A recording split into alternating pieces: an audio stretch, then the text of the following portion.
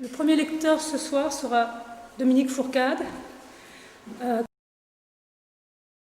Paris. Il écrit de la poésie depuis 1961. Il a également beaucoup travaillé sur Henri Matisse, des écrits et des expositions. Il a publié plus de 10 livres aux éditions POL. En 2005, il publie simultanément 3 livres, En laisse, Sans lasso et sans flash, et Éponge modèle 2003, dont il lira une partie ce soir. Je cite Dominique Fourcade sur le rapport de ces 3 livres. En laisse est une réaction de l'écriture à des événements contemporains, notamment la photographie d'un prisonnier irakien tenu en laisse par une soldate américaine, photographie qui colle à la peau du livre. Sans lasso et sans flash part d'un tableau de Simon Entaille, écriture rose, dont le regard ne se détache ni plus ni moins que l'on se détache d'un tremplin merveilleux, tandis que l'écriture de Éponge modèle 2003 éloigne, si infimement soit-il, le mot de tout support, induisant à une sonorité et une respiration autres.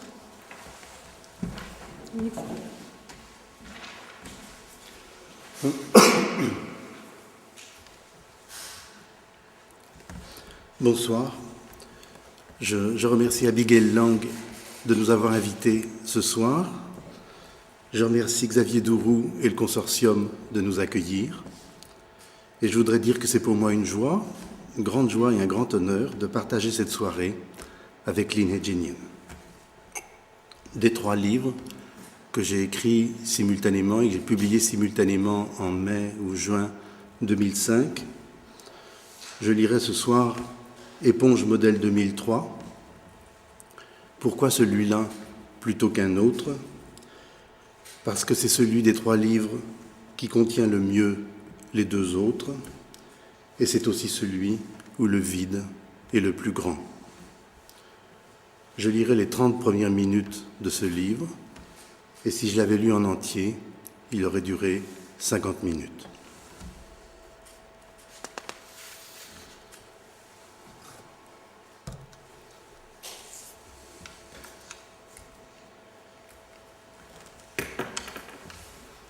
Éponge modèle 2003. Au moment de commencer ce livre, j'ai tout oublié de lui. Je suis à lui en toute amnésie. Ainsi commence-t-on, perfection d'absence et de peur, de répulsion aussi, le moment où l'on finit, très mauvais lui-même, et seulement beaucoup moins parfait, plus lourd et toujours souillé, dans la cruauté de la perte. Le jeu est atroce et calme.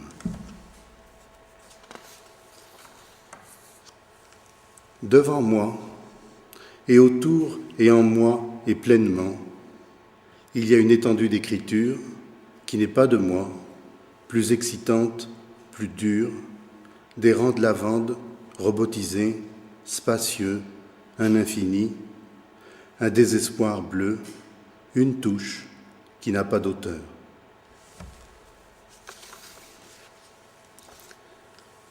L'espace, je ne sais s'il est masculin, féminin. Tout ce que je sais, c'est qu'il a enlevé sa jupe pour qu'elle ne s'abîme, et son collant pour ne pas le froisser, mais son clitoris, il l'a gardé, il est épuisant de l'aimer.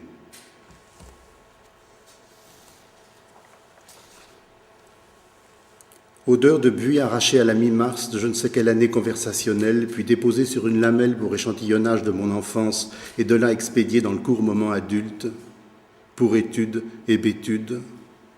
Obnubilation tellement plus persistante que l'âge, buis aux 1000 watts beaux.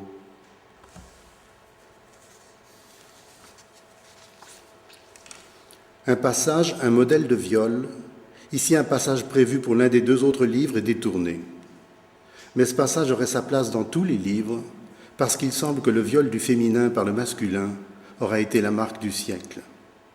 C'est au point que l'on peut se demander ce qui serait advenu du masculin s'il n'avait été occupé, un siècle durant, un très long siècle, puisque cette histoire commence avec Emily Dickinson, à ce viol. Et pour le féminin inviolé, bien sûr, on ne saura jamais ce qu'il en aurait été. Voici le texte, emprunté à Rémi Ourdan dans Le Monde, Rwanda, enquête sur un génocide, mars 1998, quand je prenais des notes pour la 2e approche d'écriture rose. Les musiciens pour la Les miliciens, pour la punir de l'avoir violée, l'ont forcée à enterrer son enfant vivant. « Maman, arrête de jouer. Arrête de me lancer de la terre sur le visage. Maman, arrête de jouer. » Peut-être plus horrible encore. Avant toute cette horreur, Hutu, Tutsi et Twas vivaient totalement en harmonie. Est-ce par inadvertance que tout ça est arrivé? Aujourd'hui encore, une jeune femme, Cléa Koff, qui inventorie ses charniers, dit que ses soutiens-gorge sont imprégnés de l'odeur des cadavres malgré des nuits de lessive. Et quant au viol du masculin, autre marque du temps, je n'en dirai rien parce que je ne sais comment l'aborder. Il est général et je ne sais qui le commet. Je n'ose regarder personne et les miroirs à la maison. J'ai bien pris garde à les voiler. En ce sens, toute écriture et talent de l'air ne sera que le cerf-volant de ce genre d'année, ou scarabée. On s'en tiendra à la capacité de sommation spatiale d'une éponge. Alors c'est ça que j'ai demandé à la poésie dès le départ, encore très enfant, de me sortir l'intérieur du viol et de le mettre à plat. Sans lasso, autre que celui mourant, que m'impose mon propre lancer fantôme, sans fantôme, autre qu'un flash se dessaisissant de toute ma vie. Sont un peu épars, là dans le charnier, mes os et mes viols, oui, page après page, l'intérieur de l'acte, merci, mais où a-t-il lieu? Le lieu est à dire autant que l'acte.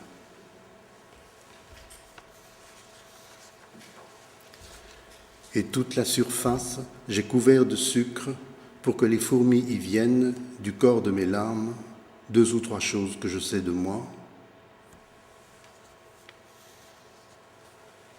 J'explique, écriture noire, au lièvre qui cherche une femelle, dans la nuit je crois que sa femme c'est la nuit, multipart. Les balles sifflent, je dois protéger ma femelle, dit le merle, non, le lièvre, qui serre la nuit contre lui, livre ouvert à en mourir, vie enfant de même parents, mais pas frères et sœurs. Ainsi le lièvre m'explique la différence avec l'écriture, autre fourrure, qui se gère sans femme, avec ou sans nuit qui l'éponge devant moi.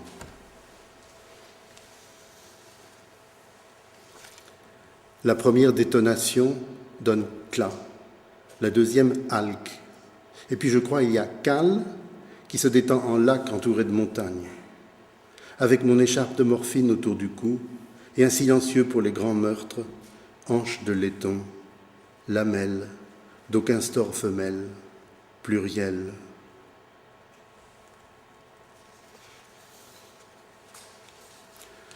L'entrée dans un des livres, mais c'est lequel? Et le péril de se trouver, rime à quoi? Et chercher la sortie le plus vite possible, mais la sortie est le plus dur possible. Oh, évacuez-moi.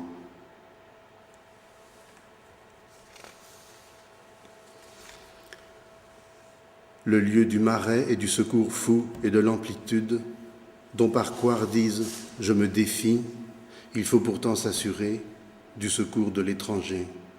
Noir lièvre sans femme, ce qu'il me reste de sperme me reste, fossile stupeur, et tes ovules également, aux nuits de fossilité, petite nuit, urinée sur moi.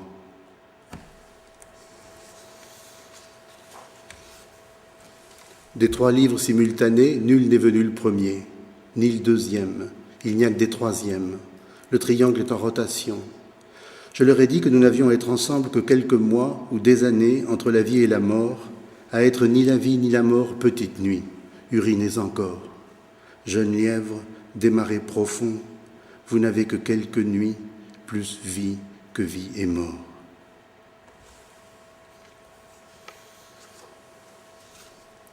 Aux casernes de l'enfer, casernes aimées, là, en ligne, hommes et femmes déféquaient, c'était bien.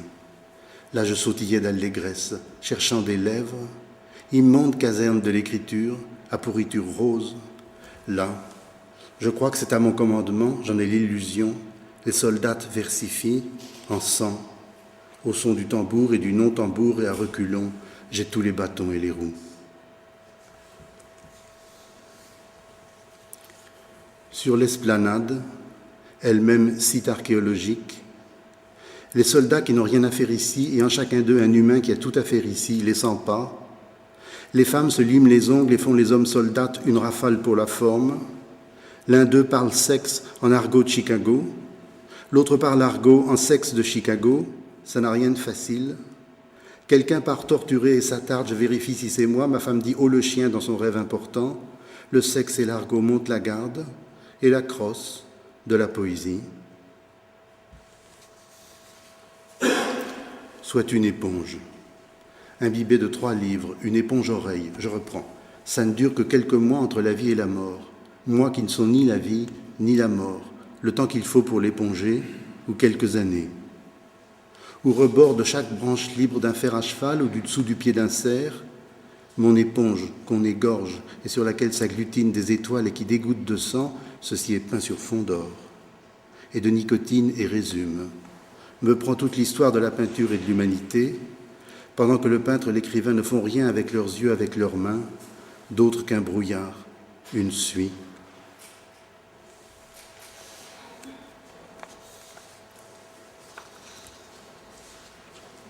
Puisque la Mésopotamie est sciée en longueur et en fraîcheur, prenez mon casque et sciez-le en travers, j'exige, et ma tête de fleuve avec. Si, tu vois tout de suite, je te tutoie, le mauvais nylon des poignets de la laisse et l'épilepsie attitude.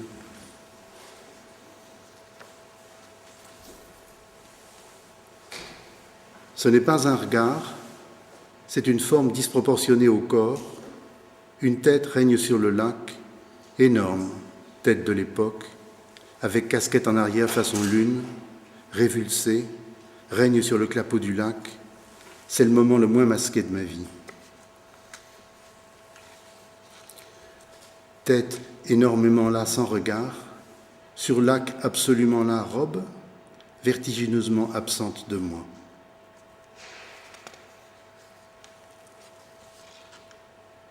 Portable idole à l'oreille, époque, absolu immobile millénaire, téléphone tête princesse, plan timbre calcaire et visière de bitume, en retrait me projette loin en avant de robe-corps, robe trône onde, assis lac de chlorite nuancé, et moi avec rame.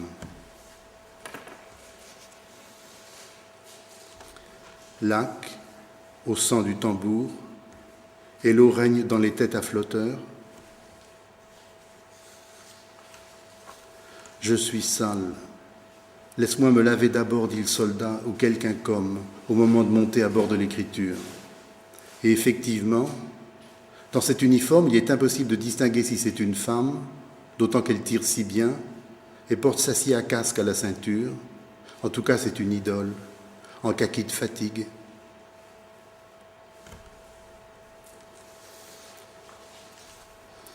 Et la tête est énorme, par rapport à la gorge translucide, en albâtre du lac, lui-même en ardoise, en stéatite, en poussière.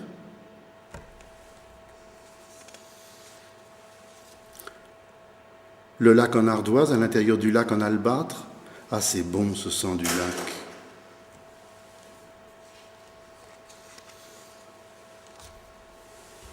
Dans ce contexte de l'improvisation même, une toux non complice qui rebondit à la surface du lac Princesse, signale un sniper qui va se faire descendre, mortels interstices du gilet pare-balles, mes seins sont très absorbés, très exposés, mes seins en quart de finale, et après la mort, en vérité je vous le dis, il n'y a pas de seconde vie, juste un second sniper.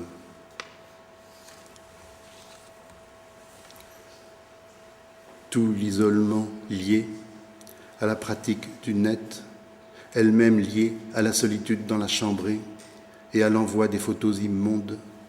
Prenez tous les mots en ude et vous savonnez. Ça y est, je te savonne, mon amour nu, en sanguitude.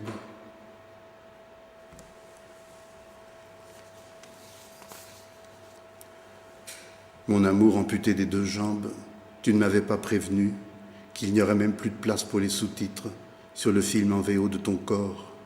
Mais tu as encore un bras et tu n'es pas amputé des 2 lèvres, ce qui laisse toute latitude pour la réussite, la magnitude, l'étrangeté du doublage.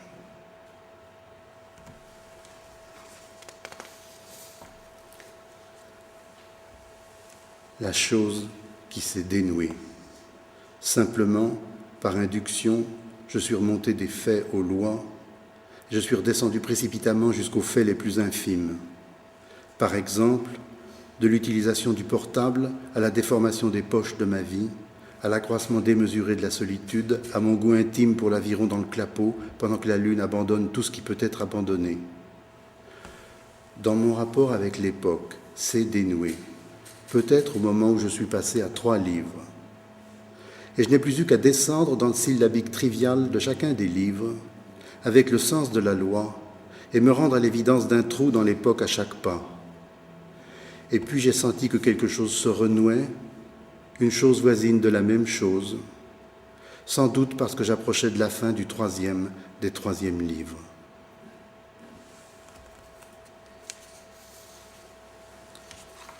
Se renoue. J'entends bien que la lune rame le lac, Mascu et pont, urgent inondé, Fémis, totalement absorbé, si, l'inité, j'insiste c'est en l'un, je confonds, tes mains autour du sorbet, je sais bien que l'assaut et flash attendent au bout du rando, avant même le dénouement.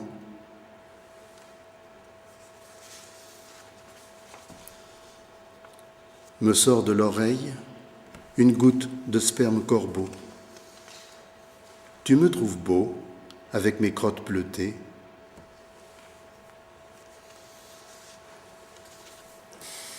J'avais tes bottes sur le visage pendant que je me détendais dans un utérin de lavande et l'imprescriptible droit de vomir.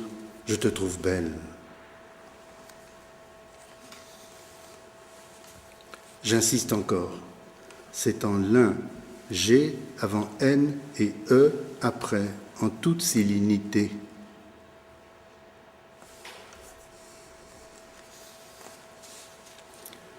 Et, pont, G, ou plutôt, et pont, G, pas épo, G. Dans tous les cas, U de torture intraspongiaire, sucé, et E, P, O de époque modèle.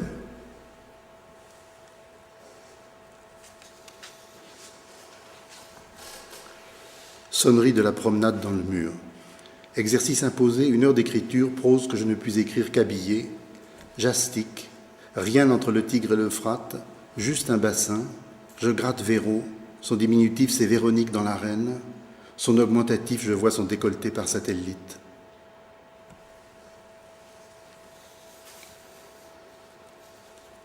Je titube Gertrude. Je suis à une fourcade de ma vie. Osseuse pâle, 3, délico. Je le prends en dormant, je suis plus doué ainsi. Ceci est écrit pendant mon sommeil et mon corps. Avec ses veines, je remercie beaucoup le libérateur d'être l'occupant cruel. Et alors que continue le même imperturbable balayage, la variante propose l'option selon laquelle un cortège de pintades me porte sur ses épaules. Je leur apprends à ronfler et les nourris de lézards endormis. Leur fête autour me dévore ou immerge un peu plus de moi à chaque appui.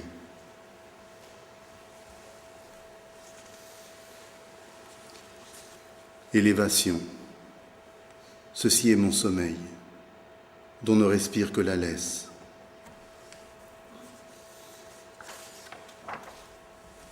Élévation 2. C'est l'hélicoptère qui crie, projecteur haut-parleur tract, d'un assourdissement de toute la cible nécessaire, destination mon sommeil que le missile illumine, hurlé sur toute la ligne de l'écriture de la Bible, Bethsabée, Suzanne, auquel se joint Danaé, avec qui je dors dans les positions mortes, moins surprise dans le sommeil par le raid qui les tue, que de me trouver le long d'elle, allongé, englouti, dans la mélodie et la fraude de l'autre monde. 3e élévation. Ceci est mon bec, et je le tourne contre moi comme aucun oiseau. Les yeux dans les yeux, je mettais 2 merveilleux nuages dans leur bonnet d'abîme. Je vois ton visage devenir torture et ne pas faire défection. Je te dégage au chasse-neige incessant préliminaire. Beauté intégrale de l'échange, est-ce que tu veux que j'éteigne? Mais alors promets de mettre ton sang dans ma voix. La laine de verre s'étire et la toute jeune hirondelle également. L'été saute sur une mine, résistance. Demander, c'est mourir, disait René Char. Toute ma vie, je n'aurais fait que demander. Et j'ai toujours pensé que je devais faire un poème qui aille à la réalité comme un gant. La réalité aussi est demandeuse. Autour du nombril notamment. Découpant le collant le plus représentatif de la forme, je n'avais qu'à suivre la géographie de ta sphère adorable, anodine. Inventif contour, des tâches improvisées, sans lendemain, sœur indiscrète. À demain.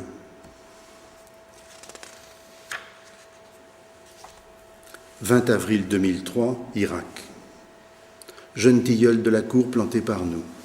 Maintenant 9 mètres de haut et dans leur plus grande largeur, peut-être 4. Leurs feuilles à ce stade du printemps, et pour quelques jours seulement encore, ne sont pas assez grandes pour cacher le réseau des branches, mais déjà assez denses pour l'envelopper sans le tenir. En sorte que ce réseau, architecture sans autre objet que son propre lyrisme consistant à être arbre, baigne en transparence dans un tube vert qui le prend de la taille à la tête, suspens lumineux, à queue, immobile, ou mobile selon le vent qu'il y a, métal du crayon le plus doux, en tension, comme si les branches avaient été ajoutées postérieurement au dispositif des feuilles, dedans, dessous, et dans une proximité invisible effrayante, un rossignol rauque, un seul, mais qui suffit à être de trop, auquel ne correspond dans le pré derrière que l'éclat des pommiers d'Irak.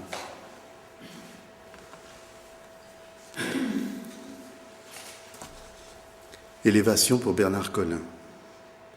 Au petit matin, le merle tire du fond d'un puits, si le puits existait, le fond d'un son, qui ne connaît de lui-même que la lumière de son puits. C'est ce que je peux offrir de plus noir, lumineux quand même. Quelque chose qu'on ne peut élever parce qu'on a du mal à prononcer. L'époque éponge, en un seul mot, ceci est mon, on a du mal à contracter ce qu'il faut.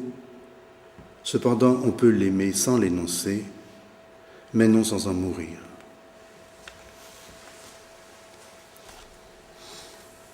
Grand reporter sur le théâtre de la guerre. Accouru de l'été vers le printemps et au-delà, cri des grands corbeaux thoraciques, mobile tampon des terres noires, rocheux, doux, croassiques. Et le lendemain encore mêmes exercices numériques, cri au corps abandonné ou au corps d'abandonner, à l'énorme énergie finale, dans un système cristallin dont j'inventorie chaque plan, je me désassemble, je m'inventorie, je m'identifie, je ne me réassemble pas.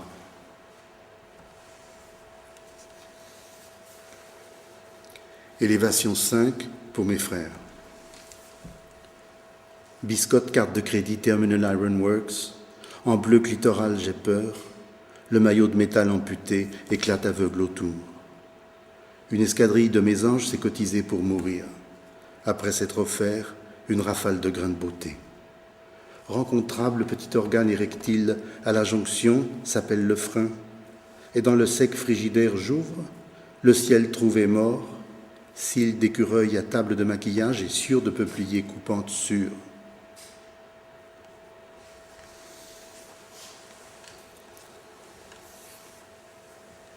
Autour du nombril notamment, je peux construire une armée, élévation 6, en pantalon taille basse, pour quand les femmes diront la messe après le concile, sur le front des troupes, moi j'assisterai, tâchant d'être la troupe, que j'ai toujours été avec mon panier à laisse et à jarret et à éponge noire pour si besoin est.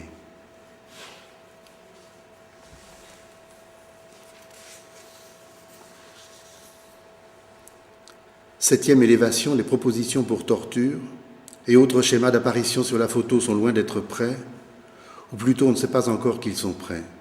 C'est pourquoi la photographie n'est pas prise. Ce jeudi 20 mars 2003 me fait cruellement défaut la première ligne du poème.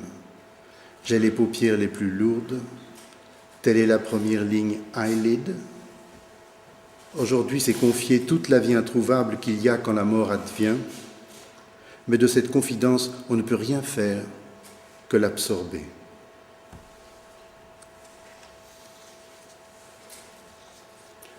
Toute la vie introuvable, élévation 8, clap sourd, baise-moi, lis-moi sans te retourner, brise-moi, confirme ma disparition dans ce chant de poésie, protège mon sexe irréel, donne-moi au moins la décalcomanie de quelque chose, petite nuit, service des éloignements, baisez-moi à plusieurs.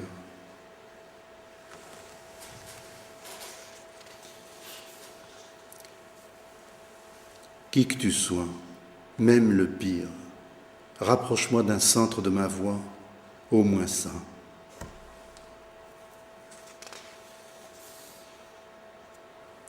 C'est pourquoi tu m'as demandé de te baiser comme un absent.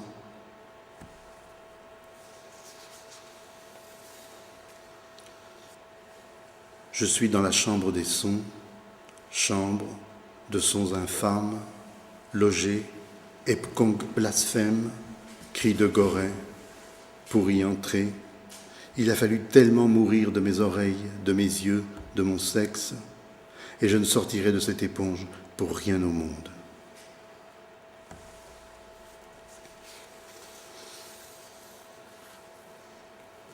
Rien de l'époque n'est de moi, ces modèles, ces propositions de torture, ces cabines d'essayage, etc. Rien avant de devenir éponge. Moment du dialogue, ou plutôt de mon monologue. Je n'ai jamais su qui tu étais, tu es confuse, je présume que je t'appartiens, tu confirmes. Tu sais toujours qui je suis, d'où vient cela. Je te veux nu pour tout au monde, c'est bien moi. Je ne peux nu pour rien au monde, mais s'il le faut, ma révolution s'accomplit au sein de ta révolution pendant que leurs orbites collident, tant de heures, et en ce qui me concerne, de charpie, tiens-tu tant que cela à la photographie?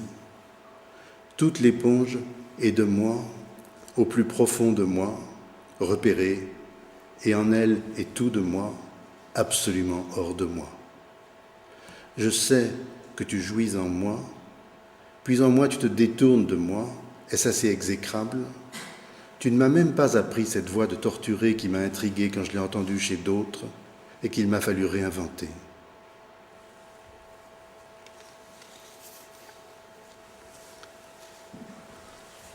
Des choses que je n'avais jamais vues faire de lèvre à lèvre, je crie pour savoir ce qu'elles font, ce que je fais, je suis tout prêt. Ce ne sont pas des mots qu'elles se passent, je le saurais même dans l'ignorance de la langue, je sais lire les lèvres. Elles échangent des distances, du gingembre, des suicides, des éloignements.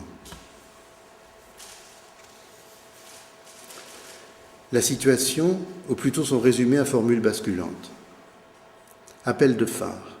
Des camions suicides se croisent, bourrés de lèvres, sans destination et benne. Quelque part, il doit y avoir des amas. Je ne comprends pas ce qui se passe. Un chien traverse.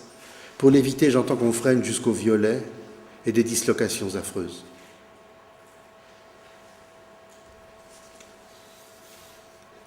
Même situation, vue sous un autre angle. À la ligne, je dois me rendre à l'évidence, je suis allongé non loin à ciel ouvert, comme il convient à qui est entre la vie, dans le livre, mais les lèvres de la mort me sont refusées, ce qui fait que je ne peux pas moduler l'espace, le temps. Là où je suis, cependant, je sens bien, j'éprouve bien, la terre trembler, les convois de lèvres passer, parler.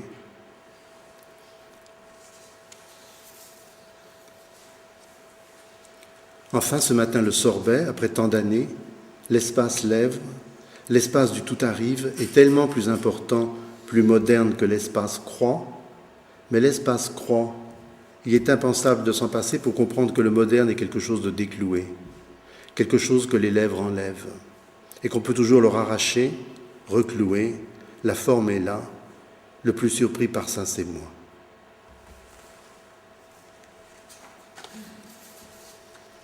L'espace lèvres, pas des sifflets, mais des sursifflets, pas des amants, ou plutôt si des amants, mais dont l'un emmène l'autre dans un poème où il ne l'abandonne jamais, tandis que l'autre, la seconde, il n'y a pas de seconde, ils sont deux premiers, accélère là où il est. En somme, ils sautent les clous des lèvres, tout ça très tard, ils se connaissent encore à peine, ceux qui s'aiment, elle le connaît mieux que lui, elle, et entre deux fleuves, mais le sens du poème, ils se le donnent l'un à l'autre. Le sens mortel du poème, qu'il là donne à l'autre, parfois réciproquement, par les lèvres disjointes ou autrement, une énergie impubliable, morte ou vivante.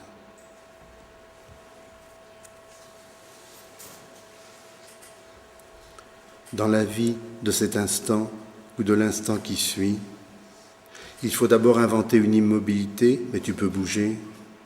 L'espace aime tellement être épousé, l'espace de quel visage? D'un coup de rein, confondant de sûreté, pas tant être approché. Je dois faire l'apprentissage, un loup à la main, velours ou satin, qu'est-ce que tu préfères? Aime tellement être abîmé, l'espace, si loin en moi que c'est à peine s'il s'agit de moi, que c'est à mort s'il s'agit de moi, je veux rester, transgénique, main des liens, je veux rester.